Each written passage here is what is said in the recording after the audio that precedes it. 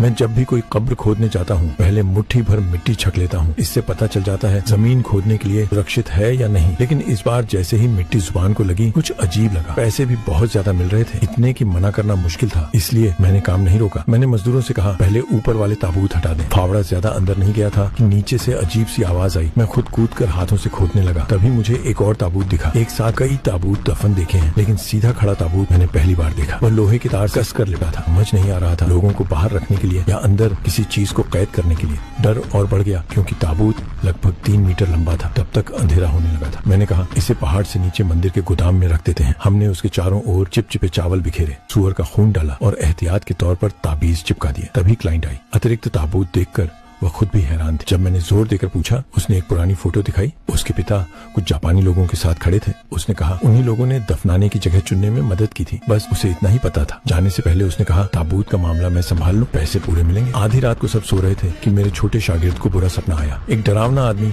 उसकी छाती दबा रहा था। उसने ताबीज बनाकर खुद को छुड़ाया और समझ गया कि कुछ उस ताबूत से जुड़ा है। वह गोदाम भागा, दरवाजा बंद था। तभी सुअरों के बाड़े से चीखें आई। खिड़की से देखा तो सारे सुअर कोने में सिमटे थे और उनके पीछे कोई डरावनी चीज चौकीदार को बेरहमी से मार रही थी। घबराकर उसने मेरे बड़े शागिर्द को जगाया। दोनों ने गोदाम खोला। ताबूत का ढक्कन टूटा हुआ था, लेकिन ताबीज ज्यों के त्यों थे। इसका मतलब साफ था, जो भी अंदर था छत तोड़कर भाग चुका था। क्लाइंट के पिता और जापानी लोगों के रिश्ते को सोचकर साफ लगा कि इस ताबूत में कोई बड़ा राज छुपा है। इसलिए मैंने तुरंत कब्रिस्तान लौटकर सब कुछ ध्यान से देखने का फैसला किया।